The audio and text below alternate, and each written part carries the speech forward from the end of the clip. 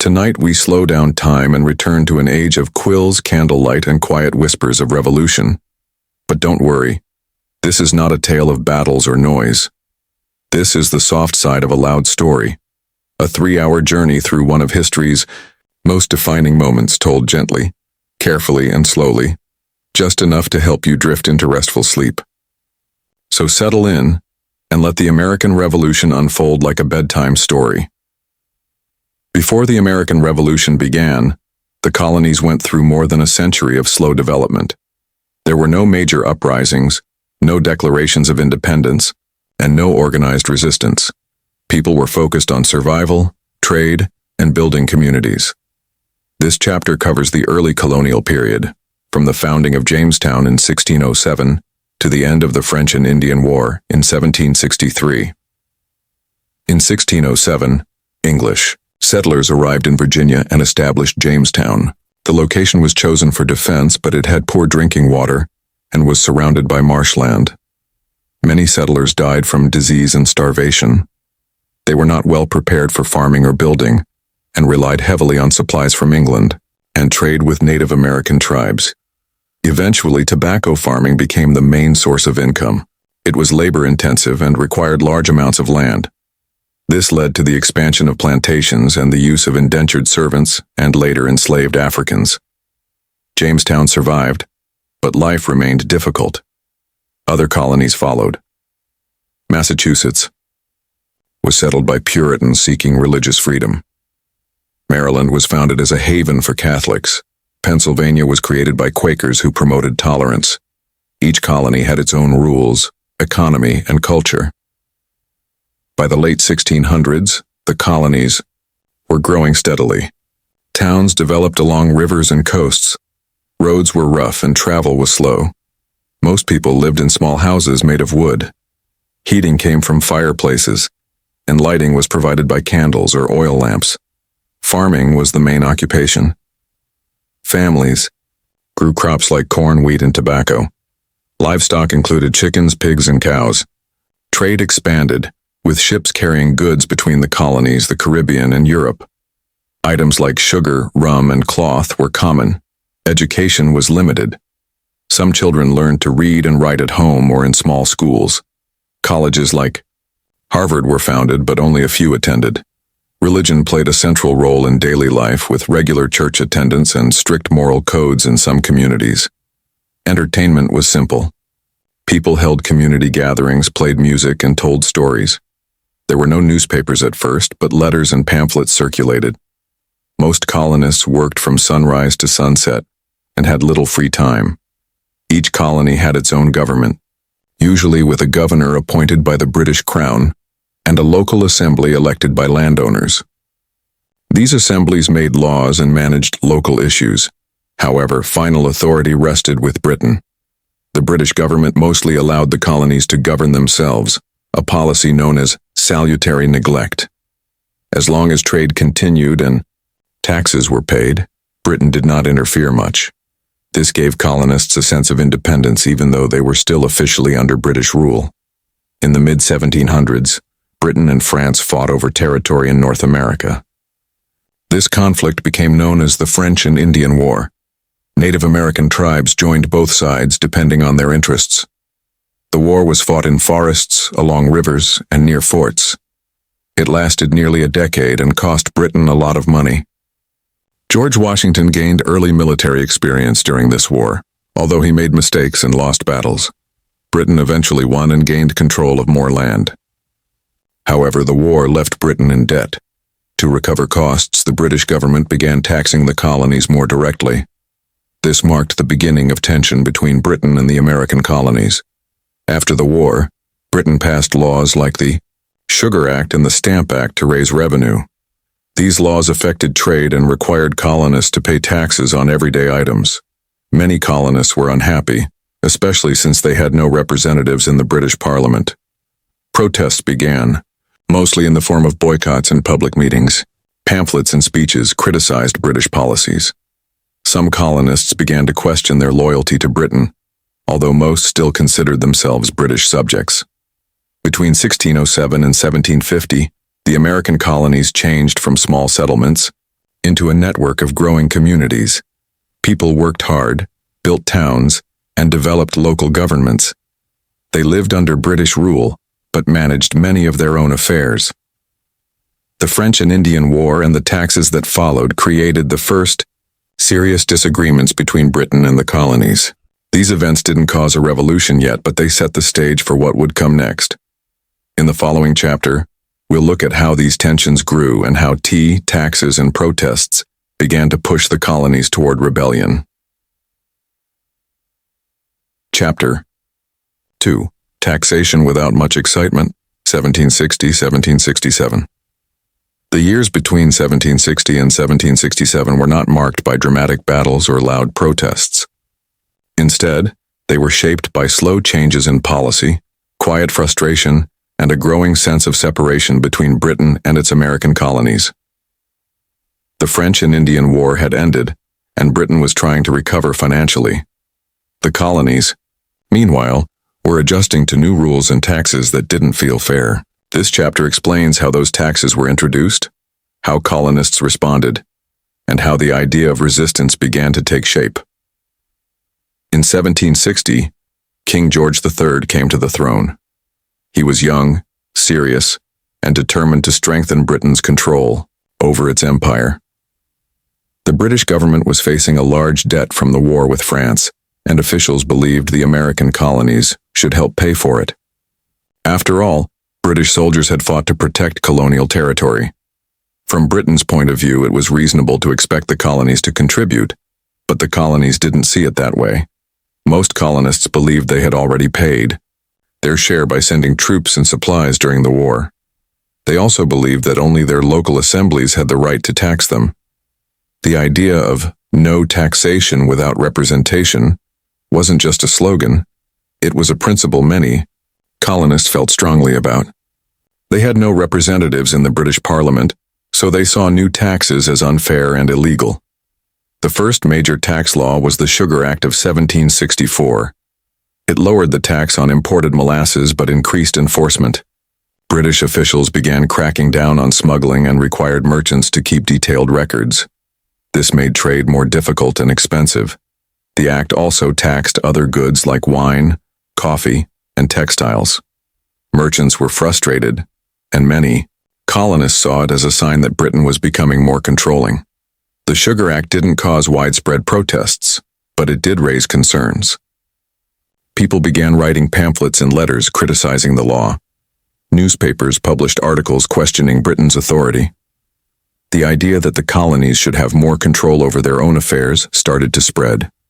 It was a slow shift, but an important one. In 1765, Britain passed the Stamp Act. This law required colonists to buy special stamps for legal documents, newspapers, playing cards, and other printed materials. It affected almost everyone: lawyers, printers, merchants, and even ordinary citizens. The stamps weren't expensive, but the principle was what mattered. Colonists saw it as a direct tax imposed by a government they didn't elect. The reaction was stronger this time. Protests broke out in several colonies. Groups like the Sons of Liberty formed to organize resistance. They held meetings, published pamphlets, and sometimes used intimidation to pressure stamp agents to resign. In Boston, a crowd destroyed the home of a stamp distributor. In New York, merchants agreed not to import British goods until the law was repealed. Colonial assemblies also took action. The Virginia House of Burgesses passed resolutions declaring that only they had the right to tax Virginians. Other colonies followed with similar statements. In October 1765, delegates from 9 colonies met in New York for the Stamp Act Congress. They sent a petition to the king, asking for the law to be repealed. It was one of the first coordinated political actions among the colonies. Britain was surprised by the level of resistance. The protests were not just about money, they were about power and rights. In 1766, Parliament repealed the Stamp Act. Colonists celebrated, holding parades and ringing church bells. But the celebration didn't last long. On the same day the Stamp Act was repealed, Parliament passed the Declaratory Act. This law stated that Britain had full authority to make laws for the colonies in all cases whatsoever. The Declaratory Act didn't include any new taxes, but it made the British position clear. Parliament believed it had the right to govern the colonies without their consent. Many colonists didn't pay much attention to the new law at first. They were relieved the Stamp Act was gone and hoped things would return to normal. But the underlying conflict remained. In 1767, Britain introduced another set of taxes known as the Townshend Acts. These laws placed duties on imported goods like glass, paper, paint, and tea. The revenue was used to pay British officials in the colonies, which meant those officials were no longer dependent on colonial assemblies for their salaries. This reduced the influence of local governments and increased British control. The Declaratory Act didn't include any new taxes, but it made the British position clear. Parliament believed it had the right to govern the colonies without their consent. Many colonists didn't pay much attention to the new law at first. They were relieved the Stamp Act was gone and hoped things would return to normal. But the underlying conflict remained. In 1767, Britain introduced another set of taxes known as the Townshend Acts. These laws placed duties on imported goods like glass, paper, paint, and tea. The revenue was used to pay British officials in the colonies, which meant those officials were no longer dependent on colonial assemblies for their salaries. This reduced the influence of local governments and increased British control. The Townshend Acts reignited colonial opposition. Merchants organized new boycotts of British goods. Women played a key role by making homemade cloth and other items. To replace imports, newspapers published essays criticizing the laws. One of the most influential writers was John Dickinson, who wrote a series of letters arguing that the taxes were unconstitutional. His work was widely read and helped shape public opinion. British officials responded by sending more troops to enforce the laws. In Boston, tensions grew between soldiers and residents. The presence of armed men in the streets made people uneasy. Arguments and fights became more common. The situation was becoming more volatile, even though most colonists still hoped for a peaceful resolution. Throughout this period, the colonies were not united in their response. Some regions were more active in protesting, while others remained quiet. Many colonists still considered themselves loyal to Britain and wanted to avoid conflict. They believed that if they explained their concerns clearly, the British government would listen. But as time went on, that hope began to fade. The years from 1760 to 1767 were marked by slow changes and growing frustration. The British government believed it was acting fairly, but the colonies saw each new law as a threat to their rights. The protests were mostly peaceful, but they showed that the colonies were willing to stand up for their principles. The idea of independence was not yet common, but the foundation was being laid.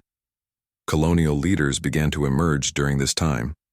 Figures like Samuel Adams, Patrick Henry, and Benjamin Franklin became more active in public debates. They wrote articles, gave speeches, and organized meetings. Their ideas helped shape the growing movement for colonial rights. They didn't call for revolution yet, but they were preparing the ground for future action. Communication also improved. Colonists used newspapers, letters, and pamphlets to share information across regions. People in Virginia could read about protests in Massachusetts. Merchants in New York could coordinate with those in Philadelphia. This helped create a sense of shared purpose and identity. The colonies were still separate, but they were beginning to work together. Religion played a role as well. Ministers gave sermons about justice, liberty, and moral responsibility. Churches became places where people discussed politics and organized resistance. The language of rights and freedom began to appear in religious messages, linking political ideas with spiritual beliefs. Education and literacy were increasing. More people could read and write, which made it easier to spread ideas. Pamphlets were printed in large numbers and passed from hand to hand. Public debates became more common. Colonists were learning to think critically about government, law, and society. This intellectual growth supported the political changes that were beginning to take shape. Despite the growing tension, daily life continued. People farmed, traded, and raised families. They built homes, attended church, and celebrated holidays. The conflict with Britain was part of their lives, but it didn't dominate everything. Most colonists still hoped for compromise and believed that reason would prevail. The British government, however, was becoming less patient. Officials saw the protests as a challenge to their authority. They believed that firm action was needed to maintain order. This led to more enforcement, more troops and more laws. The cycle of resistance and response continued, slowly pushing both sides toward confrontation. By the end of 1767, the colonies were in a state of quiet unrest. There were no battles, no declarations, and no formal break with Britain. But the EU relationship had changed. Trust was fading. The idea that the colonies could govern themselves was becoming stronger. The seeds of revolution had been planted, even if most people didn't realize it yet. In the next chapter, we'll see how these tensions continued to grow. The arrival of British troops, the Boston Massacre, and the Tea Act will push the colonies closer to open rebellion. The pace will remain slow, but the direction will become clearer. The American Revolution was still in the future, but it was no longer just a possibility. It was becoming a path. Chapter 3. Tea, Tension, and Tired Parliamentarians, 1768-1773. Between 1768 and 1773, the relationship between Britain and its American colonies continued to decline. The British government introduced new taxes and sent more troops to enforce them. Colonists responded with boycotts, protests, and growing frustration. The events during these years didn't yet lead to war, but they made it clear that compromise was becoming harder to achieve. This chapter explains how tea became a symbol of resistance, how tensions grew in cities like Boston, and how both sides began to prepare for a deeper conflict.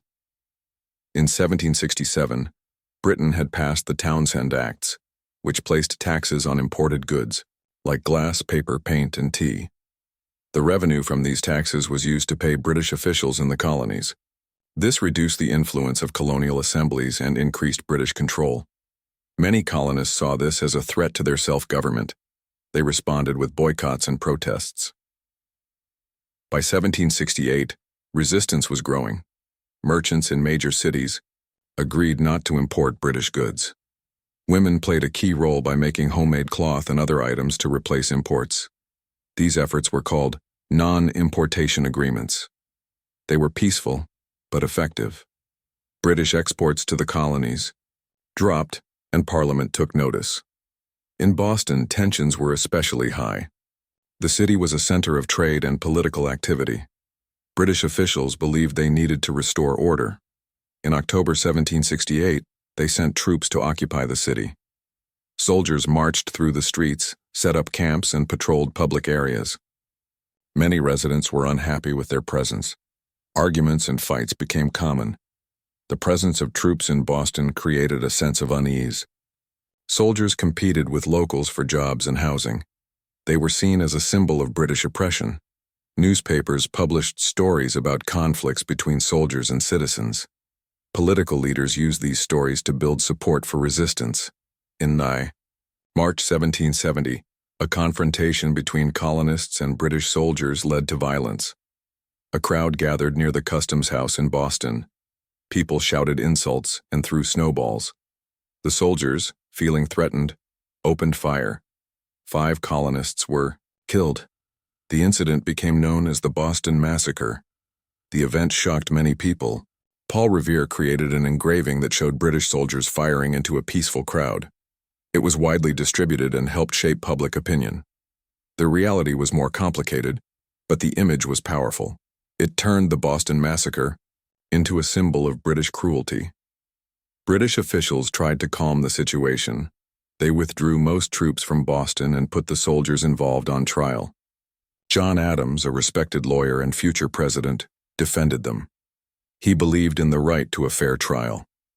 Most of the soldiers were acquitted, and the others received light punishments. This helped reduce immediate tensions, but the damage had been done.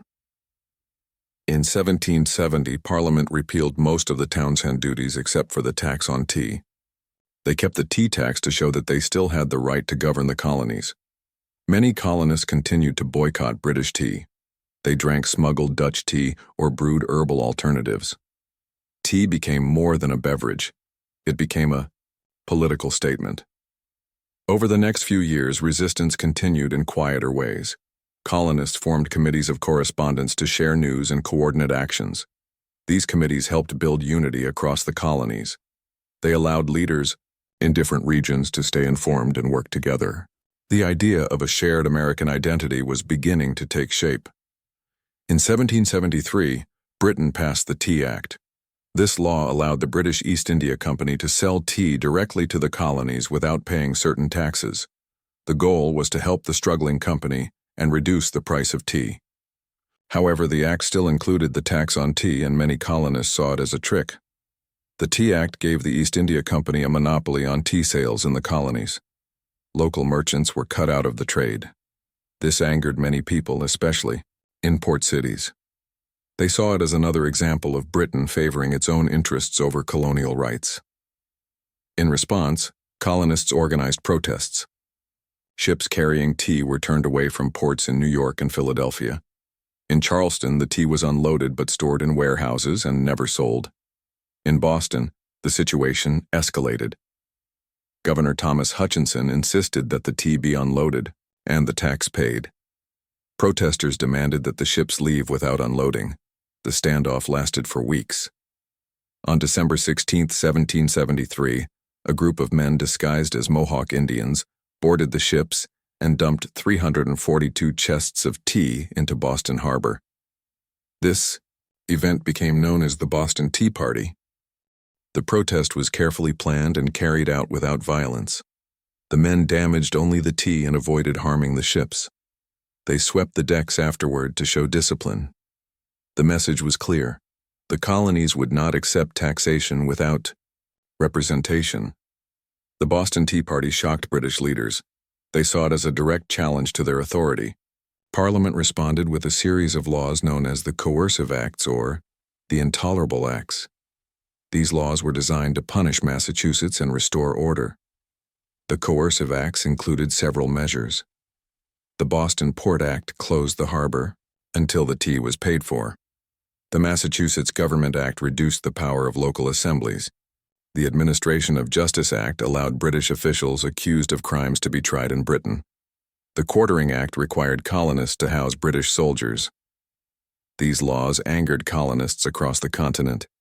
Even those who had not supported the Tea Party saw the response as too harsh. The acts united the colonies in opposition. They began to see that what happened in Boston could happen anywhere. In response, colonial leaders called for a meeting.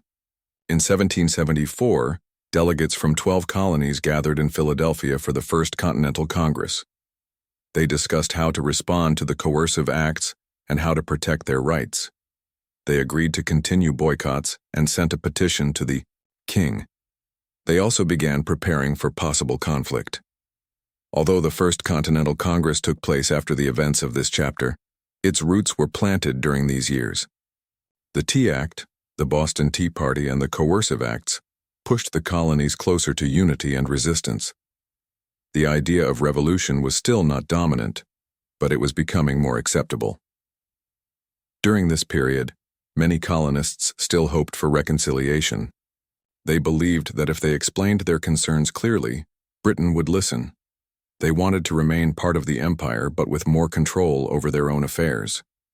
However, British leaders were tired of colonial protests.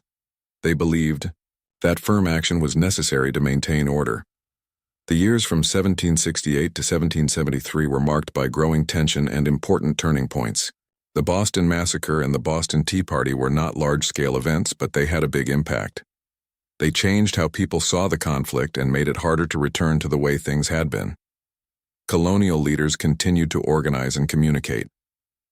Newspapers, pamphlets, and letters helped spread ideas. People began to talk more openly about rights, liberty, and self-government. The colonies were still separate, but they were becoming more connected. Religion, education, and community life supported these changes. Ministers gave sermons about justice and freedom. Schools taught students to think critically. Town meetings allowed people to discuss issues and make decisions. These institutions helped build a culture of participation and debate. Daily life continued. But the political situation was becoming harder to ignore. People still farmed, traded, and raised families. They attended church and celebrated holidays. But they also read newspapers, joined protests, and talked about politics. The conflict with Britain was becoming part of everyday life.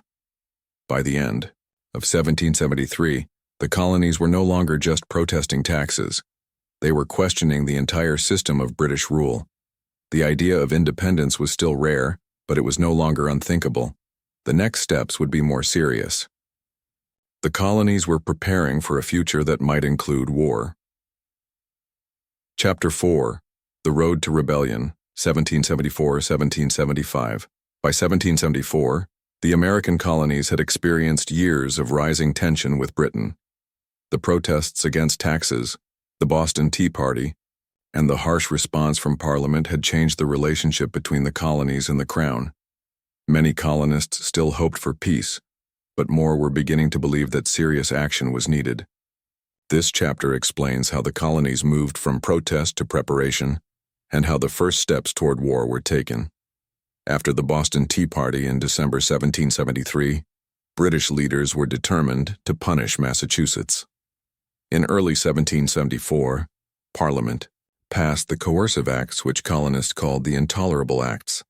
These laws were designed to restore order, but they had the opposite effect. They closed Boston Harbor until the destroyed tea was paid for, reduced the power of the Massachusetts government, allowed British officials to be tried in Britain, and required colonists to house British soldiers. The laws shocked people across the colonies. Even those who had not supported the Tea Party saw the punishment as unfair. Many believed that if Britain could do this to Boston, it could do the same to any colony. Support for Massachusetts grew. Colonists sent food, supplies, and letters of encouragement. The idea of unity began to take hold. In response to the intolerable acts, colonial leaders called for a meeting. In September 1774, delegates from 12 colonies gathered in Philadelphia for the First Continental Congress. Georgia did not send representatives, but the other colonies were present. The delegates included well-known figures like George Washington, John Adams, Samuel Adams, Patrick Henry, and John Jay. The Congress met at Carpenter's Hall and discussed how to respond to Britain's actions. They agreed to support Massachusetts, continue boycotts of British goods, and send a petition to King George III, asking for the repeal of the Intolerable Acts.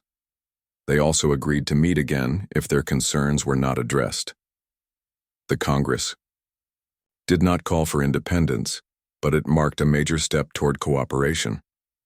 While the Congress was meeting, tensions continued to rise in Massachusetts. The colony's government was being replaced by British-appointed officials, and many residents refused to cooperate. Towns began organizing their own committees and militias. People started storing weapons and training for possible conflict. The idea of armed resistance was becoming more common. In October 1774, the British governor of Massachusetts, General Thomas Gage, requested reinforcements. He believed that the colony was on the edge of rebellion. Parliament agreed and sent more troops. Gage also began planning to seize colonial weapons stored in Concord, a town outside Boston. Meanwhile, colonists were preparing. They formed groups, called Minutemen, volunteers who could be ready to fight at a moment's notice. These groups trained regularly and kept watch for British movements. The colonies were not yet at war, but they were getting ready. In early 1775, the situation became more tense.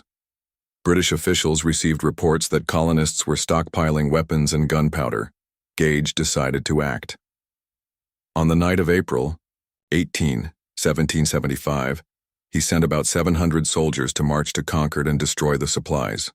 The plan was to move quietly and avoid confrontation. But the colonists were watching. Riders were sent out to warn towns along the route. The most famous was Paul Revere, who rode from Boston to Lexington. He was joined by William Dawes and Samuel Prescott. Their warning allowed the militias to prepare. On the morning of April 19th, British troops reached Lexington. About 70 colonial militiamen were waiting. No one knows who fired the first shot, but a brief skirmish followed. 8 colonists were killed, and the British continued toward Concord. At Concord, The British found fewer supplies than expected. More militiamen had gathered and another fight broke out. This time the colonists pushed the British back. As the soldiers retreated to Boston, they were attacked along the road by hundreds of militiamen. The British suffered heavy losses. The battles of Lexington and Concord were the first military engagements of the American Revolution. They were not large battles, but they had a big impact. News spread quickly and people realized that war had begun. The time for petitions and protests was over. In the days that followed, thousands of colonial militiamen surrounded Boston. They set up camps and began a siege. British troops were trapped in the city and tensions remained high. The colonies began organizing more formally. Militias were strengthened and supplies were gathered. In May 1775, the Second Continental Congress met in Philadelphia. This time, all 13 colonies were represented. The delegates faced a new situation. Fighting had started, and they needed to decide how to respond. They agreed to create a Continental Army and appointed George Washington as its commander. Washington was chosen for several reasons. He had military experience, was respected by many, and came from Virginia, the largest colony. His appointment helped unite the colonies and showed that the conflict was not just a New England issue. The Congress also sent another petition to King George III, known as the Olive Branch Petition. It asked for peace and a return to normal relations. But the king refused to read it. He declared the colonies to be in rebellion and prepared for war. Throughout 1774 and early 1775, colonists continued to hope for reconciliation. Many still considered themselves loyal to Britain. They wanted to fix the relationship, not end it. But the events at Lexington and Concord changed that. The idea of independence was becoming more acceptable. Local governments took more control. Committees managed supplies, organized militias, and enforced boycotts. Newspapers published articles supporting resistance. Ministers gave sermons about liberty and justice. The colonies were becoming more organized and more determined. Daily life was affected. People worried about safety, supplies, and the future. Families prepared for conflict. Some supported the rebellion while others remained loyal to Britain.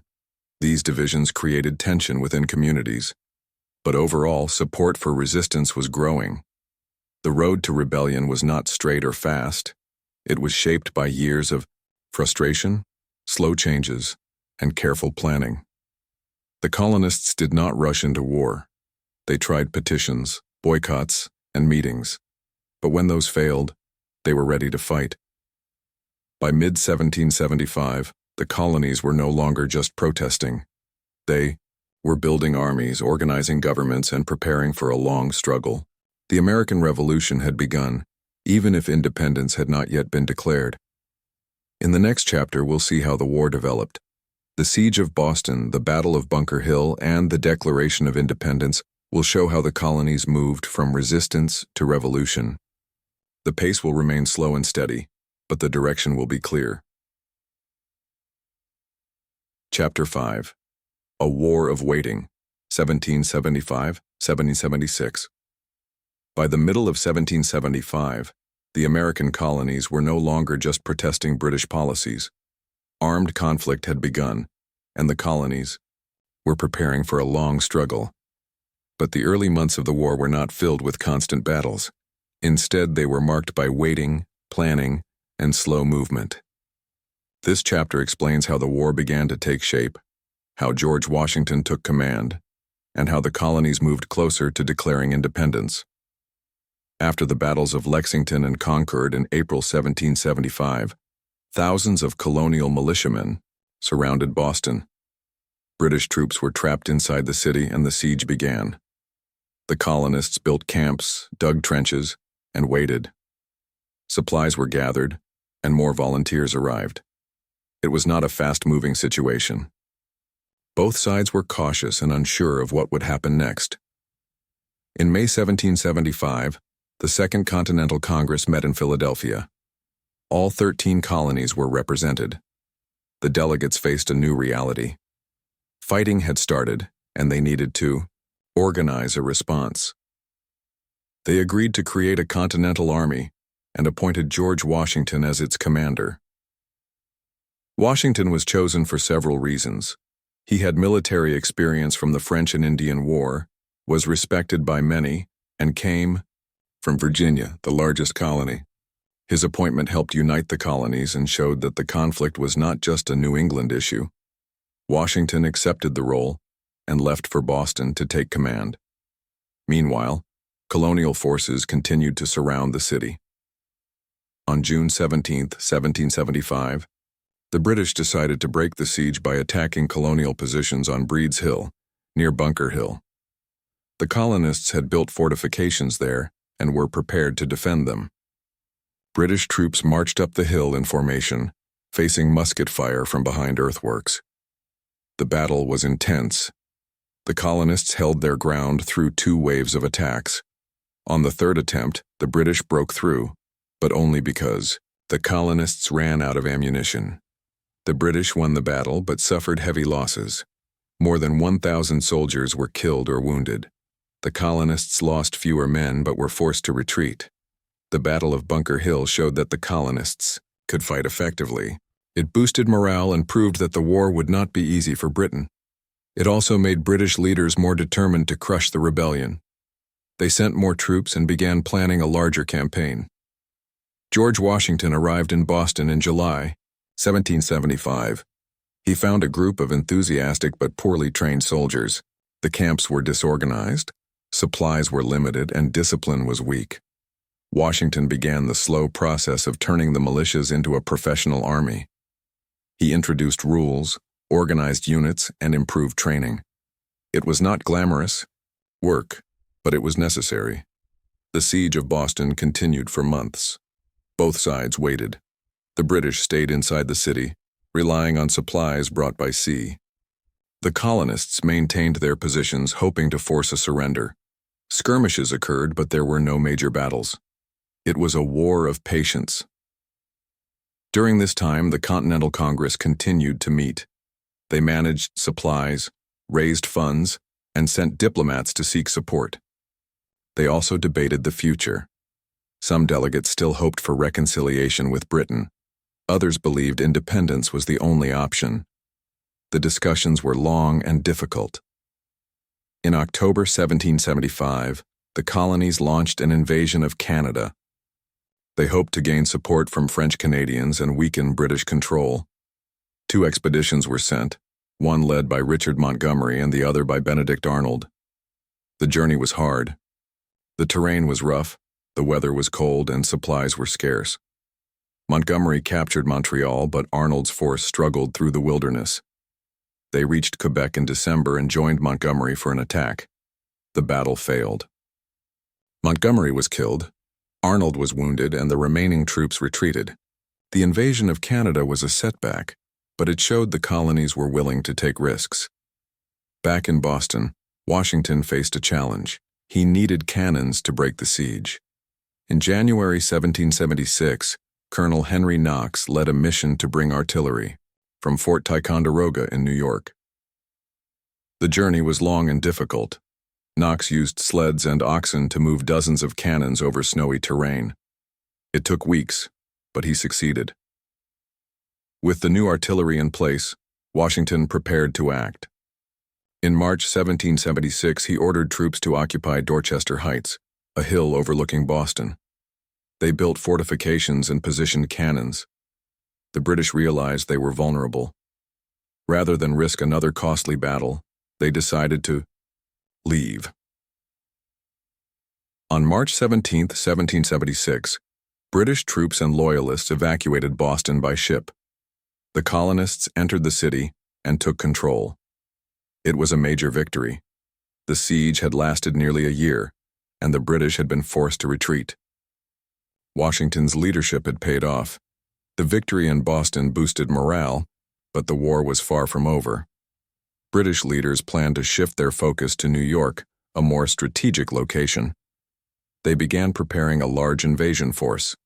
The colonies knew that more fighting was coming. During the spring of 1776, the idea of independence gained strength. Pamphlets, speeches, and letters argued that the colonies should break away from Britain. One of the most influential works was Common Sense by Thomas Paine. Published in January 1776, it made a clear and simple case for independence. Paine wrote that monarchy was outdated and unjust. He argued that the colonies had the right to govern themselves and that staying connected to Britain was harmful. His writing was direct and easy to understand. It reached a wide audience and changed many. The Continental Congress began to consider independence more seriously. In June 1776, a resolution was introduced calling for the colonies to declare independence. A committee was formed to write a formal statement. The members included Thomas Jefferson, John Adams, Benjamin Franklin, Roger Sherman, and Robert Livingston. Jefferson was chosen to write the first draft. He worked quickly, drawing on ideas from Enlightenment thinkers and colonial experiences. The document explained why the colonies were breaking away and listed grievances against the king. It emphasized the right to life, liberty, and the pursuit of happiness. On July 2, 1776, the Congress voted in favor of independence. 2 days later, on July 4th, they approved the final version of the Declaration of Independence. Copies were printed and distributed across the colonies. The news was met with celebrations, speeches, and public readings.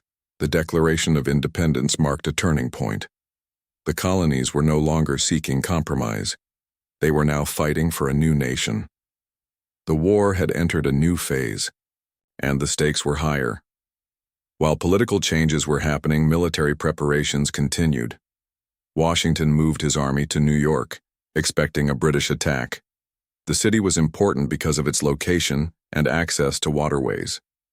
Both sides understood its value. In July 1776, British ships began arriving near New York. By August, a large force was in place. It included thousands of soldiers, sailors, and supplies. The British planned to capture the city and crush the rebellion. Washington prepared to defend it, but his army was still inexperienced. The Battle of Long Island took place in late August. British troops landed on Staten Island and then moved to Brooklyn. They used a flanking maneuver to surprise the American forces. Washington's army was forced to retreat. It was a major defeat, but the army escaped and regrouped. The British captured New York City and held it for the rest of the war. Washington moved his troops north and continued to defend other areas. The loss of New York was a setback, but the war continued. Throughout 1776, the colonies faced many challenges. Supplies were limited, soldiers were poorly equipped, and support was uneven. But they remained committed to the cause. Local governments raised troops, collected funds, and managed logistics. Communities supported the war effort in many ways. The Continental Congress worked to build alliances. They sent diplomats to France and other countries, hoping for support. France was interested but cautious. They wanted to see if the colonies could succeed before committing resources. Diplomacy was slow, but progress was being made. Religion and education played a role in maintaining morale. Ministers gave sermons about liberty and justice. Schools taught students about rights and government. Newspapers published updates and encouraged unity. These efforts helped keep people informed and motivated.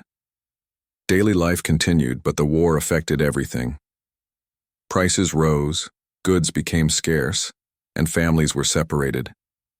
People worried about safety and the future. Some supported independence while others remained loyal to Britain. These divisions created tension, but most communities found ways to work together. By the end of 1776, the colonies had declared independence, won a major victory in Boston, and suffered a defeat in New York. The war was becoming more serious. Both sides were preparing for a long conflict. The colonies were no longer just resisting. They were building a new nation. Chapter 6. The War Gets Complicated, 1776-1777. By late 1776, the American colonies had declared independence and were fully engaged in war with Britain. But the situation was far from stable. The Continental Army had suffered defeats, morale was low, and the British were gaining ground. Over the next year, the war became more complex. Both sides made strategic moves, faced setbacks, and adjusted their plans. This chapter explains how the war evolved during 1776 and 1777, including key battles, leadership decisions, and the growing involvement of foreign powers. After the Declaration of Independence was approved in July 1776, the colonies were officially fighting for a new nation. But declaring independence didn't change the reality on the ground. The Continental Army was still inexperienced, poorly supplied, and facing one of the most powerful military forces in the world. George Washington moved his army to New York, expecting a British attack. New York was a strategic location with access to important waterways. The British understood its value and began preparing a large invasion force. By August, thousands of British troops had arrived, supported by ships and supplies. The Battle of Long Island took place in late August 1776. British forces used a flanking maneuver to surprise the American troops. Washington's army was forced to retreat. It was a major defeat, but Washington managed to evacuate his troops and avoid complete disaster. The British captured New York City and held it for the rest of the war. The loss of New York was a serious blow. The Continental Army had to regroup and find new strategies. Washington moved his forces north and then across New Jersey. British troops followed, hoping to crush the rebellion quickly. Morale among American soldiers was low. Many had signed short-term enlistments and were preparing to go home. In December 1776, Washington made a bold decision. He planned a surprise attack on the Hessian forces stationed in Trenton, New Jersey. The Hessians were German soldiers hired by the British. They were well trained but not expecting an attack during the winter. On the night of December 25th, Washington led his troops across the icy Delaware River. The crossing was difficult, with cold temperatures and strong currents. But the army made it across and marched to Trenton. Early on December 26, they launched the attack. The Battle of Trenton was a success. The Continental Army captured nearly 1,000 Hessians and gained valuable supplies. It was a small battle, but it had a big impact. Morale improved and more soldiers re-enlisted. Washington followed up with another victory at Princeton in early January 1777. These wins helped stabilize the situation and showed that the army could fight effectively. After the victories in New Jersey, Washington moved his troops to winter quarters in Morristown. The army needed rest, supplies, and time to reorganize. The winter was harsh and conditions were difficult. But the army survived and prepared for the next phase of the war. Meanwhile, the British developed a new strategy. They planned to divide the colonies by gaining control of the Hudson River Valley. General John Burgoyne would lead a force from Canada moving south toward Albany, New York. Another British force under General William Howe was expected to move north from New York City. The goal was to meet in Albany and cut off New England from the rest of the colonies. Burgoyne began his campaign in June 1777. His army included British regulars, Hessians, Native American allies, and Canadian militia. They moved slowly through the wilderness, facing difficult terrain and resistance from American forces. The journey was harder than expected. As Burgoyne advanced, American forces used guerrilla tactics to slow him down. They destroyed bridges, blocked roads, and attacked supply lines. Local militias joined the fight and support for the American cause grew. Burgoyne's army became isolated and short on supplies. In September and October 1777, the two sides fought a series of battles near Saratoga, New York. American forces were led by General Horatio Gates, with support from Benedict Arnold. The fighting was intense, and both sides suffered losses. But the Americans held their ground and eventually surrounded Burgoyne's army. On October 17, 1777, Burgoyne surrendered. It was a major turning point in the war. The victory at Saratoga showed that the Americans could defeat a large British force. It boosted morale and changed international perceptions of the conflict. The surrender at Saratoga had another important effect. It convinced France to join the war on the side of the Americans. France had been watching the conflict closely, waiting to see if the colonies could succeed. The victory at Saratoga proved that the American cause was viable. In early 1778, France signed a treaty of alliance with the United States. This brought military and financial support, including troops, ships, and supplies. The entry of France into the war changed the balance of power and made the conflict truly international. While the Northern Campaign was unfolding, General Howe launched an offensive in the South. He moved his army by sea and landed near Philadelphia, the American capital. In September 1777, British forces defeated Washington's army at the Battle of Brandywine and captured the city. The loss of Philadelphia was another setback. Congress fled to avoid capture, and Washington moved his army to Valley Forge for the winter. The conditions at Valley Forge were harsh. Soldiers faced cold weather, limited food, and poor shelter. Disease spread, and morale was low. But Valley Forge also became a place of transformation. Washington worked to improve discipline and organization. He brought in Baron von Steuben, a Prussian officer, to train the troops. Von Steuben introduced new drills, taught proper hygiene, and helped build a more effective army. The winter at Valley Forge was difficult, but it strengthened the Continental Army. By the spring of 1778, the soldiers were better trained and more confident. They were ready to continue the fight. Throughout 1776 and 1777, the war became more complicated. It was no longer just a rebellion in the colonies. It was a global conflict involving major powers. The Americans faced challenges, but they also made progress. They won key battles, gained international support, and improved their military capabilities. Leadership played a crucial role. Washington remained calm and focused, even during defeats.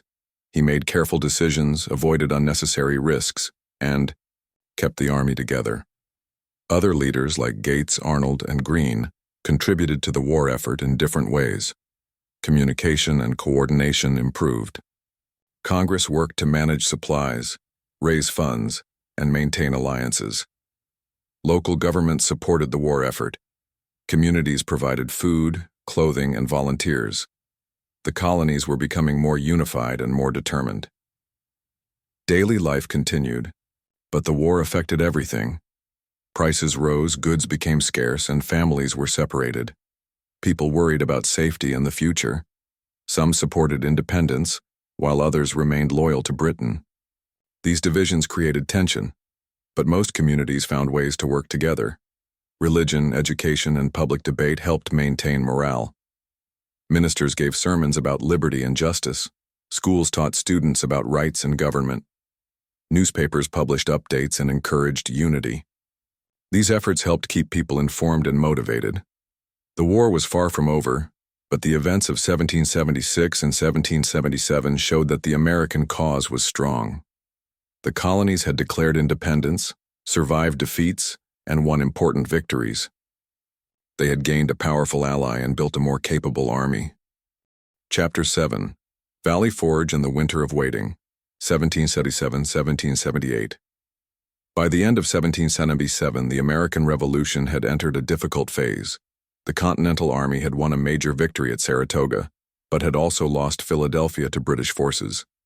The war was far from over, and the coming winter would test the strength and endurance of the American troops. This chapter focuses on the winter at Valley Forge, the challenges faced by the Army, and the slow but important progress made during this period. After the British captured Philadelphia in September 1777, the Continental Congress was forced to flee. The city had been the political center of the colonies, and its loss was a blow to morale. British troops settled into the city for the winter, while George Washington looked for a place to house his army. Washington chose Valley Forge, a location about 20 miles northwest of Philadelphia. It was close enough to monitor British movements, but far enough to avoid surprise attacks. The area had open fields, wooded hills, and access to water. It was not ideal, but it was the best option available. In December 1777, the Continental Army began arriving at Valley Forge. The soldiers were tired, cold, and poorly equipped. Many lacked proper clothing, shoes, and blankets. Tents were limited and the weather was harsh. Snow and freezing temperatures made daily life difficult. Washington faced a major challenge. He needed to keep the army together, maintain morale, and prepare for future battles. Supplies were scarce, and Congress had limited resources. The army depended on local communities for food and materials, but transportation was slow and unreliable. Despite the hardships, the soldiers began building huts for shelter. Each hut housed about a dozen men. They used logs, mud, and straw to create walls and roofs. The process was slow, but by January most troops had some form of shelter. It was a small improvement, but it made a difference. Disease was a constant threat. Smallpox, typhoid, and dysentery spread through the camp. Medical supplies were limited, and doctors did their best with what they had. Washington ordered a mass inoculation against smallpox, which helped reduce the impact of the disease. It was one of the first large-scale public health efforts in American history. Food shortages were another problem. The army often went days without meat or bread. Soldiers boiled leather for soup and ate whatever they could find. Washington wrote letters to Congress and state governments, pleading for supplies. Slowly, shipments began to arrive, but the situation remained difficult. Morale was low but not broken.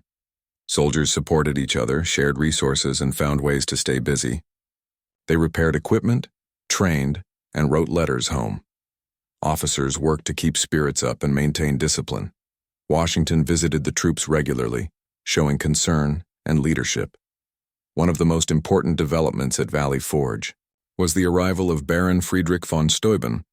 He was a former Prussian officer who offered to help train the Continental Army. Washington accepted his offer, and von Steuben began working with the troops in February 1778. Von Steuben introduced new drills, taught proper marching techniques, and emphasized hygiene and organization. He created a training manual and worked directly with soldiers.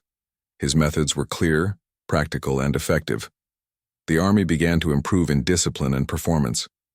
Training sessions were held daily. Soldiers learned how to load and fire their muskets more efficiently, how to move in formation, and how to follow commands. Von Steuben used humor and encouragement to connect with the troops. His efforts transformed the army into a more professional force. While the army trained, political developments continued. In February 1778, news arrived that France had officially entered the war on the side of the Americans. The alliance was a major breakthrough. France provided troops, ships, and financial support. It changed the balance of power and gave the Americans hope. The French alliance was the result of months of diplomacy. Benjamin Franklin had worked tirelessly in Paris to gain support. The victory at Saratoga had convinced the French that the American cause was worth backing. The treaty was signed, and preparations began for joint military operations. Back at Valley Forge, the army continued to prepare for the next phase of the war. By spring, conditions had improved. The weather warmed, supplies increased, and training paid off. Soldiers were healthier, more confident, and better organized. In June 1778, the British left Philadelphia and began marching toward New York.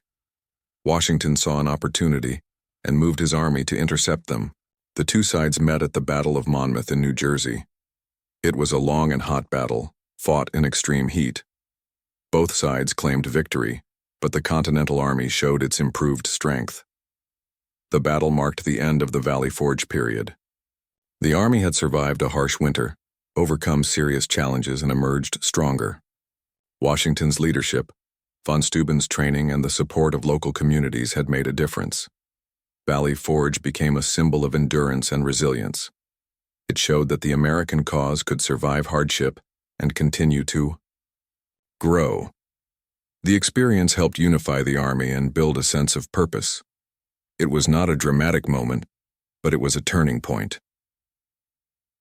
Throughout the winter, daily life continued in the camp. Soldiers wrote letters, played games, and held religious services. Chaplains offered support and encouragement. Music and storytelling helped pass the time. Despite the cold and hunger, the camp remained active. Officers held meetings to plan strategy and manage logistics. Washington maintained communication with Congress and state leaders. He worked to improve supply lines, organize transportation, and coordinate future operations. His focus and determination kept the army moving forward. The experience at Valley Forge also influenced future military planning. Lessons learned about supply management, training, and organization were applied in later campaigns.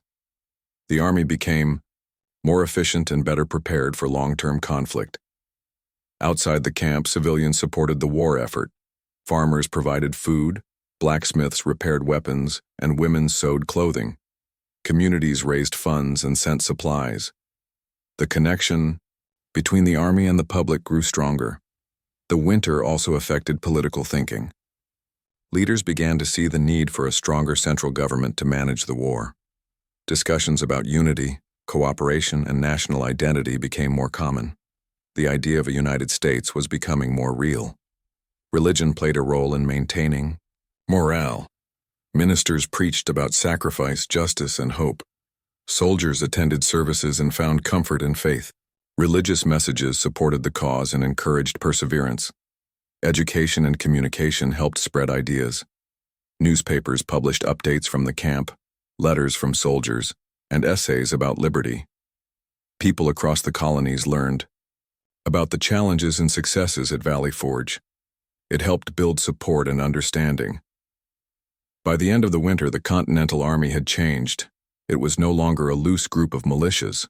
It was becoming a unified force with structure, discipline, and purpose. The soldiers were ready to continue the fight. The British, meanwhile, faced their own challenges. The war was becoming more expensive and difficult. The entry of France added pressure. British leaders began to reconsider their strategies and look for new approaches. Chapter 8. France joins the NAP, 1778-1779. By early 1778, the American Revolution had entered a new phase. The Continental Army had survived the winter at Valley Forge and was becoming more organized and disciplined. The victory at Saratoga had convinced France to officially join the war on the side of the Americans. This chapter explains how the French alliance changed the course of the war, how military operations continued, and how both sides adjusted their strategies during 1778 and 1779. The alliance with France was a major turning point. For years, American leaders had hoped to gain support from European powers. Benjamin Franklin had worked tirelessly in Paris, building relationships and promoting the American cause. The French government was cautious, but the surrender of British General Burgoyne at Saratoga in October 1777 showed that the Americans could win. In February 1778, France signed two treaties with the United States. One established diplomatic relations and the other created a military alliance. France agreed to send troops, ships, and supplies. The alliance was based on mutual defense, meaning that if Britain attacked France, the United States would help, and vice versa. News of the alliance reached America in the spring. It was met with celebrations and renewed hope. The Continental Congress saw it as a sign that the war was becoming a global conflict. The British government saw it as a serious threat. France had a powerful navy and a large army. Their involvement would stretch British resources and force them to fight on multiple fronts. The French alliance also changed British strategy. Instead of focusing only on the colonies, Britain now had to defend its interests in the Caribbean, Europe, and elsewhere. This led to a shift in priorities. British leaders began to consider new approaches to ending the war. Meanwhile, the Continental Army continued to improve. Baron von Steuben's training at Valley Forge had made a difference. Soldiers were more disciplined, better equipped, and more confident. Washington remained in command and focused on maintaining order and preparing for future battles. In June 1778, the British evacuated Philadelphia and began marching toward New York. Washington saw an opportunity and moved his army to intercept them. The two sides met at the Battle of Monmouth in New Jersey on June 28th. It was one of the largest battles of the war. The battle was fought in extreme heat. Soldiers collapsed from exhaustion, and both sides struggled to maintain formation. The fighting lasted all day, with neither side gaining a clear victory.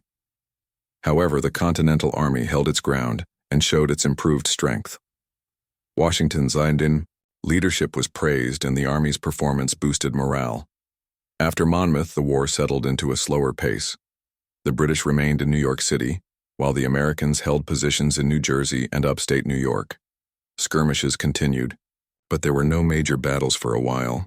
Both sides waited for the next move. The French began preparing to send troops in ships. In July 1778, a French fleet under Admiral d'Estaing arrived off the coast of America. The fleet was large and powerful, but coordination with American forces proved difficult. Communication was slow, and plans were often disrupted by weather and logistics. One of the first joint operations was an attempt to recapture Newport, Rhode Island from the British. American and French forces planned a combined attack, but delays and disagreements weakened the effort. A storm damaged the French fleet, and the operation was called off.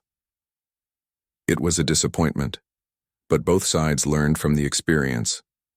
Despite the setback, the alliance remained strong.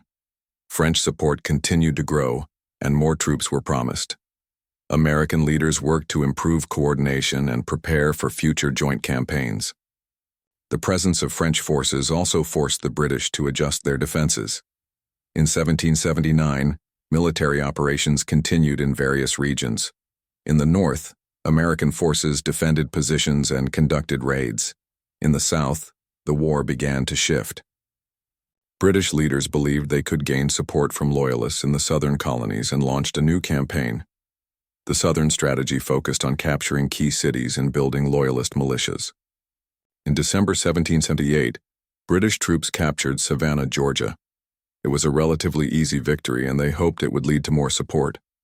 American forces responded by organizing resistance and preparing for counterattacks. In October 1779, a joint American-French force attempted to recapture Savannah. The operation involved French troops under Admiral d'Estaing and American forces led by General Benjamin Lincoln. The attack was carefully planned, but it failed. The defenders held their ground, and the attackers suffered heavy losses. The Ice-Sky failed assault on Savannah was another setback, but it showed the growing cooperation between American and French forces. It also highlighted the challenges of joint operations. Differences in language, tactics, and command structures made coordination difficult. Still, the alliance remained important. Throughout 1778 and 1779, the war continued in a slow and steady manner. There were victories and defeats, but no decisive breakthroughs. Both sides faced challenges. The Americans struggled with supplies, funding, and recruitment. The British dealt with stretched resources, growing opposition, and the need to defend multiple territories. Leadership remained crucial. Washington focused on maintaining the army and preparing for future campaigns. He worked with Congress, state governments, and foreign allies. His steady approach helped keep the war effort on track. Other leaders played important roles. Nathaniel Greene, Henry Knox, and Benedict Arnold contributed to military planning and operations. Arnold, however, would later become known for his betrayal. At this point, he was still considered a capable officer. Civilian support continued to be vital. Communities provided food, clothing, and shelter. Women played key roles in managing households, raising funds, and supporting soldiers. Newspapers published updates, essays, and letters that kept people informed and motivated. Religion and education helped maintain morale. Ministers preached about justice and perseverance. Schools taught students about liberty and government. Public debate encouraged participation and unity. These efforts helped build a sense of national identity. The French alliance also influenced diplomacy. American leaders began working with other European powers, hoping to gain more support. Spain entered the war in 1779, joining France against Britain. Although Spain did not ally directly with the United States, its involvement added pressure on Britain. The war was becoming more complex. It was no longer just a colonial rebellion. It was a global conflict involving multiple nations. The Americans were part of a larger struggle, and their success depended on coordination, endurance, and international support. Daily life continued, but the war affected everything. Prices rose, goods became scarce, and families were separated. People worried about safety in the future. Some supported independence, while others remained loyal to Britain. These divisions created tension. but most communities found ways to work together. The years 1778 and 1779 were not marked by dramatic changes, but they were important. The alliance with France strengthened the American position. The Continental Army improved in discipline and organization. Military operations continued and the war expanded to new regions. In the next chapter, we'll see how the Southern campaign developed. The British focus on the South, the role of loyalists and patriots, and the leadership of Nathaniel Greene will show how the war entered a new phase. The pace will remain steady, and the story will continue to unfold. Chapter 9. Southern Strategy and Stubborn Generals, 1780-1781. By 1780, the American Revolution had entered a new phase. The war in the northern colonies had slowed, and British leaders turned their attention to the South. They believed that loyalist support in the southern colonies would help them win the war more quickly. This chapter explains how the British shifted their strategy, how the fighting intensified in the South, and how American leaders responded with new tactics and determination. The British Southern strategy was based on several assumptions. They believed that many people in the South were loyal to the Crown and would support British forces. They also thought that capturing key cities would allow them to control trade routes and weaken the American economy. The plan was to move north from Georgia and take control of South Carolina, North Carolina, and eventually Virginia. In late 1779, British forces had already captured Savannah, Georgia. In early 1780, they launched a major campaign to take Charleston, South Carolina. Charleston was an important port and a center of commerce. The British surrounded the city and began a siege. After several weeks, the American defenders surrendered. It was one of the worst defeats for the Continental Army. Thousands of soldiers were captured, and British control of South Carolina was strengthened. After the fall of Charleston, British General Charles Cornwallis took command of operations in the South. He believed that loyalist militias would rise up and help maintain control. At first, it seemed like the plan was working. British forces moved through the countryside, and some loyalists joined them. But resistance quickly grew. American militias began organizing and launching attacks. These groups were made up of local volunteers who knew the terrain and used guerrilla tactics. They avoided direct battles and focused on ambushes, raids, and disrupting supply lines. Leaders like Francis Marion, known as the Swamp Fox, used hit-and-run tactics to frustrate British forces. In August 1780, the Continental Army suffered another defeat at the Battle of Camden in South Carolina. American forces, led by General Horatio Gates, were poorly prepared and overwhelmed by British troops. The loss damaged morale and raised questions about leadership. Gates was replaced by General Nathaniel Greene, a thoughtful and strategic commander. Greene took a different approach. He divided his forces and used mobility to confuse and weaken the British. He worked closely with local militias and focused on wearing down the enemy rather than winning large battles. His strategy was slow but effective. One of Greene's key officers was General Daniel Morgan. In January 1781, Morgan led American forces to victory at the Battle of Cowpens in South Carolina. The battle was carefully planned. Morgan used a double-line formation, with militia in front and regular troops behind. When the British attacked, the militia fired and retreated, drawing the British into a trap.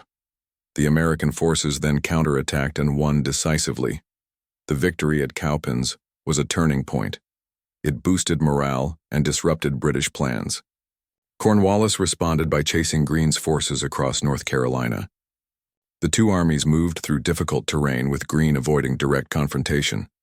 In March 1781, they met at the Battle of Guilford Courthouse. The battle was intense and costly. British forces won the field, but suffered heavy casualties. Cornwallis realized that his army was weakened and could not continue the campaign in the Carolinas. He decided to move north to Virginia, hoping to regroup and gain support. Meanwhile, American resistance in the South continued. Militia groups kept attacking British supply lines and outposts. Greene moved through South Carolina and Georgia, reclaiming territory and weakening British control. His strategy of persistence and coordination paid off. In Virginia, Cornwallis hoped to connect with other British forces and establish a strong base.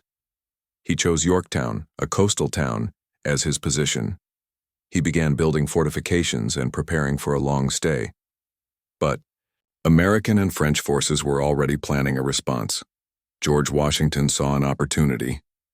He coordinated with French General Rochambeau and planned a joint attack on Yorktown. French naval forces, led by Admiral de Grasse, moved to block British escape by sea. American and French troops marched south from New York, covering hundreds of miles. By September 1781, the Allied forces had surrounded Yorktown.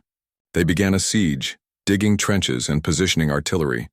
The British were trapped. For weeks, the siege continued with constant bombardment and pressure. Cornwallis hoped for reinforcements, but none arrived. On October 19, 1781, Cornwallis surrendered. It was the most significant victory of the war.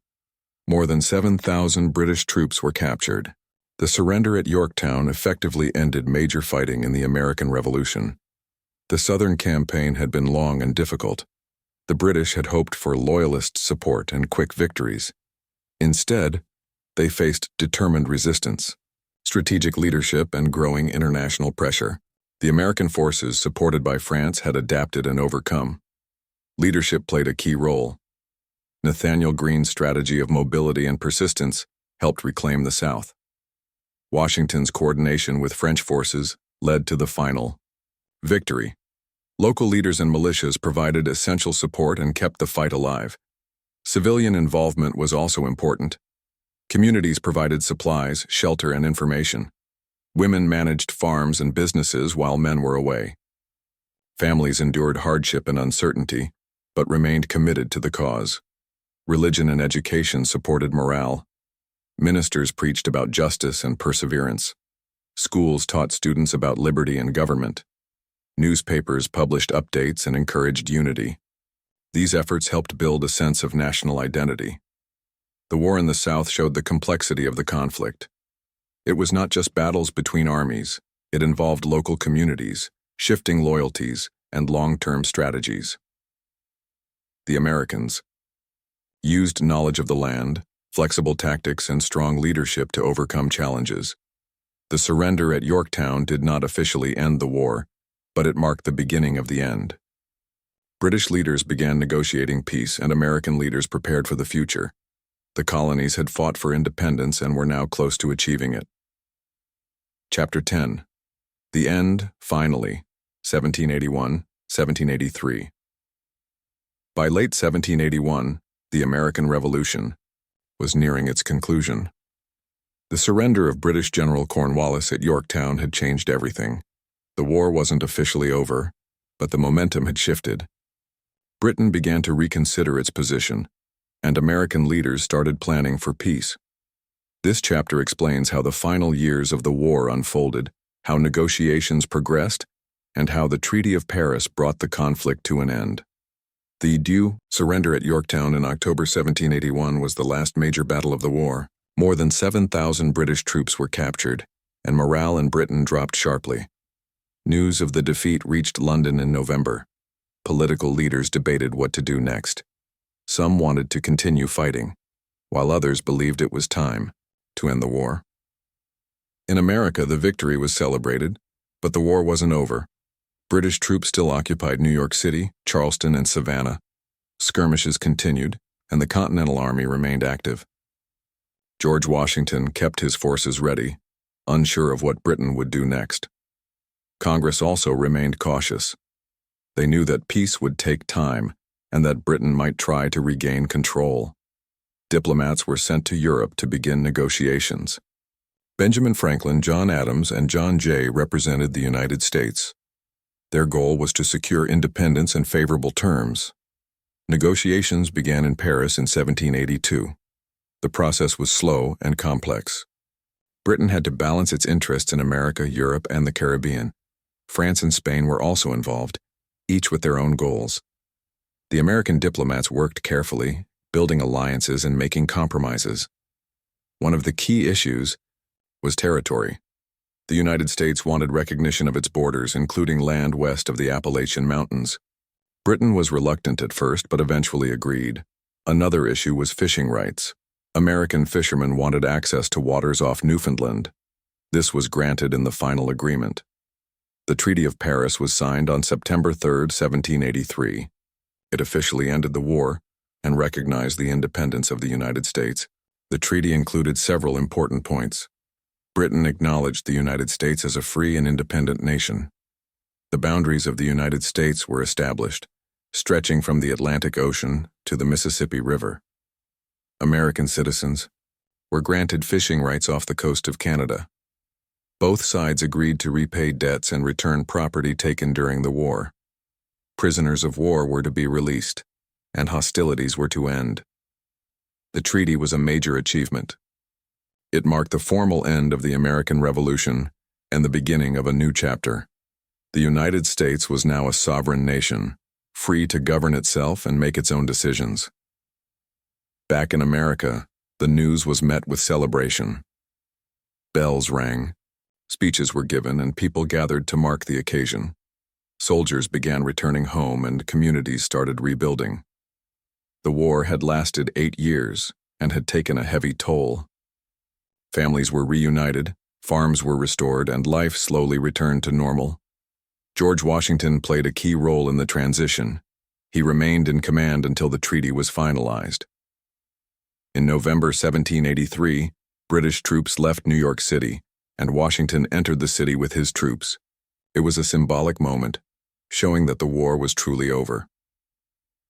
In December 1783, Washington resigned his commission and returned to private life.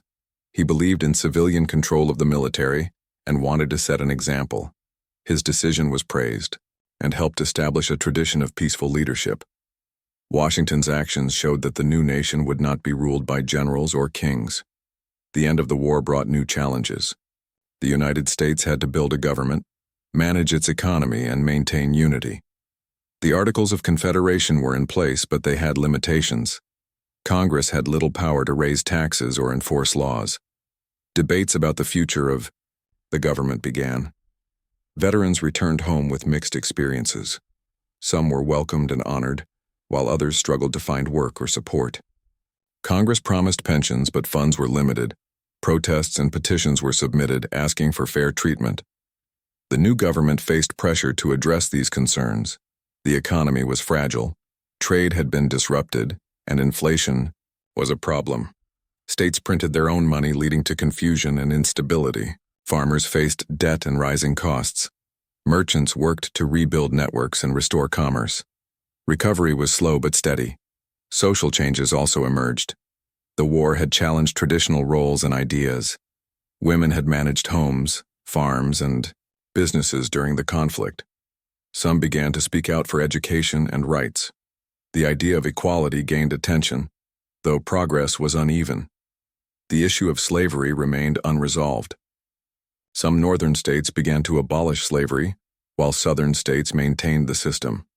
Debates about freedom and human rights continued. The contradiction between liberty and slavery became more visible, but no national solution was reached. Religion and education played a role in shaping the new nation. Churches supported moral values and community life. Schools taught civic responsibility and history. Newspapers and pamphlets encouraged public debate. These institutions helped build a sense of identity and purpose. The Treaty of Paris also affected international relations. The United States began to establish diplomatic ties with other nations. Trade agreements were negotiated, and ambassadors were sent abroad. The country was learning to operate on the global stage. The end of the war marked a shift from conflict to construction. Roads were repaired, buildings were rebuilt, and governments were formed. State constitutions were written, and elections were held. The process was uneven, but progress was made. In 1787, a convention was called to revise the Articles of Confederation. Delegates met in Philadelphia and drafted a new constitution. It created a stronger federal government with separate branches and checks and balances. The Constitution was debated, revised, and eventually ratified by the states. The new government began operating in 1789. George Washington was elected as the first president. His leadership helped guide the country through its early years. The United States was now a functioning republic, with laws, institutions, and a vision for the future. The end of the American Revolution was not just a military victory, it was a transformation. A group of colonies had become a nation. The people had fought for their rights, endured hardship, and built something new. The journey was long and difficult, but the outcome was lasting. The legacy of the revolution continued to shape the country. Ideas about liberty, democracy, and citizenship became central. The experience influenced future movements and inspired other nations. Chapter 11. What Came After, 1783-1790s. After the Treaty of Paris was signed in 1783, the American Revolution officially ended. The war had lasted 8 years, and the colonies had become an independent nation. But peace did not mean everything was settled. The years that followed were filled with uncertainty, rebuilding, and the slow process of creating a new government. This chapter explores how the United States began to define itself, how early challenges were handled, and how the foundations of a new republic were laid. The end of the war brought relief and celebration. Soldiers returned home, families reunited, and communities began to recover. But the damage was real. Cities had been occupied, farms destroyed, and trade disrupted. The economy was unstable, and many people faced debt and hardship. The Continental Congress remained in place, operating under the Articles of Confederation. These articles had been written during the war and served as the first constitution. They created a loose union of states, with a weak central government. Congress could make laws, but it couldn't enforce them. It could request money from states, but it couldn't collect taxes. This system worked during the war when unity was essential, but in peacetime, the limitations became clear. States acted independently, printed their own money, and set their own trade policies.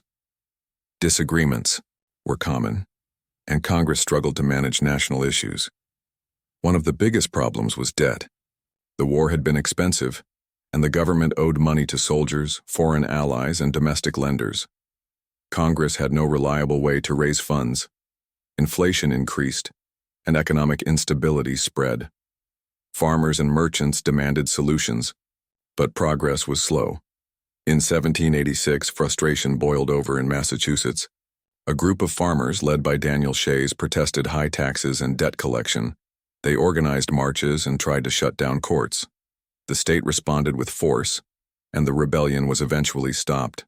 But the event, known as Shays' Rebellion, showed that the government was too weak to handle internal unrest. Leaders across the country began to call for change. They believed a stronger central government was needed to maintain order, support the economy, and protect the nation. In 1787, a convention was called in Philadelphia to revise the Articles of Confederation. What happened instead was the creation of a new constitution. The Constitutional Convention brought together delegates from 12 states. Rhode Island chose not to participate. The delegates included experienced leaders like George Washington, James Madison, Benjamin Franklin, and Alexander Hamilton. They met in secret, debated ideas, and worked through disagreements. The result was a new framework for government. The Constitution created 3 branches: legislative, executive, and judicial. It established checks and balances to prevent any one branch from becoming too powerful. It gave Congress the power to tax, regulate trade, and raise an army. It also created a system for electing representatives and managing disputes between states. The Constitution was signed in September 1787, but it still needed to be approved by the states. This process, called ratification, involved public debate and discussion. Supporters of the Constitution were known as Federalists. They wrote essays explaining its benefits and arguing for a strong national government. Opponents, called anti-Federalists, worried about losing local control and individual rights. To address these concerns, the Federalists promised to add a Bill of Rights, a set of amendments protecting personal freedoms. This helped gain support, and the Constitution was eventually ratified by all 13 states. The new government began operating in 1789. George Washington was elected as the first president. He took office in New York City, which was the temporary capital. His leadership helped stabilize the country and set important precedents. He formed a cabinet, worked with Congress, and focused on unity. Washington was respected and trusted, and his calm approach helped guide the new nation. The Bill of Rights was added in 1791. It included 10 amendments protecting freedom of speech, religion, assembly, and other rights. It also addressed legal protections, such as trial by jury and protection against unreasonable searches. These amendments became a core part of American law and identity. The early years of the Republic were filled with challenges. The economy remained fragile. Trade had to be rebuilt, and industries had to grow. The government worked to create a national bank, manage debt, and support commerce. Disagreements about policy and direction were common. Political divisions began to emerge. Federalists, led by Alexander Hamilton, supported a strong central government and close ties with Britain. Democratic Republicans, led by Thomas Jefferson, favored states' rights and support for France. These differences led to the formation of political parties, which shaped future elections and debates. Foreign relations were also important. The United States had to navigate its position in a world dominated by European powers. Treaties were negotiated, including one with Britain to resolve remaining issues from the war. Conflicts with Native American tribes continued, especially in the Western territories. The government also faced questions about expansion. Settlers moved west, seeking land and opportunity. This led to new states being added and new conflicts arising. The balance between growth and stability became a key issue. Social changes continued. Women had played important roles during the war, and some began to advocate for education and rights. The idea of equality gained attention, though progress was slow. Slavery remained a major issue. Some northern states began to abolish it, while southern states maintained the system. The contradiction between liberty and slavery became more visible. Religion and education helped shape the new society. Churches supported moral values in community life. Schools taught civic responsibility and history. Newspapers and pamphlets encouraged public debate. These institutions helped build a sense of national identity. The early republic was a time of experimentation and learning. Leaders tried new ideas, made mistakes, and adjusted their plans. The Constitution provided a framework, but it was up to the people to make it work. The process was slow, but progress was made. By the end of the 1790s, the United States had established itself as a functioning nation. It had a government, laws, and institutions. It had faced internal unrest, economic challenges, and foreign pressures. It had also built a foundation for future growth and development. The legacy of the Revolution continued to influence the country. Ideas about liberty, democracy, and citizenship remained central. The experience of fighting for independence shaped national values and priorities. The story of the founding era became part of the American identity. Chapter 12. Myths, Misquotes, and Quiet Legacies. The American Revolution officially ended in 1783, but its story didn't stop there. Over time, the events, people, and ideas of the Revolution were remembered, retold, and reshaped. Some details were forgotten, others were exaggerated, and many became part of a national story that blended fact with legend. This final chapter explores how the Revolution was remembered, what myths emerged, and how its quiet legacies continue to shape the United States. After the war, Americans began to reflect on what they had achieved. 13 colonies had become an independent nation. A new government had been created, and ideas about liberty and self-rule had taken root. But the Revolution was not a single moment. It was a long process, filled with uncertainty, compromise, and quiet persistence. Many of the people who played key roles in the Revolution returned to private life. George Washington went back to Mount Vernon. Thomas Jefferson resumed his work in Virginia. Benjamin Franklin continued his diplomatic efforts. Others, like Alexander Hamilton and James Madison, helped shape the new government. Their contributions were important, but not always fully understood at the time. As the years passed, stories about the revolution began to change. Some events were simplified, others were dramatized. The Boston Tea Party became a symbol of bold defiance, even though it was carefully planned and quietly executed. Paul Revere's midnight ride was remembered as a solo dash, though several riders were involved.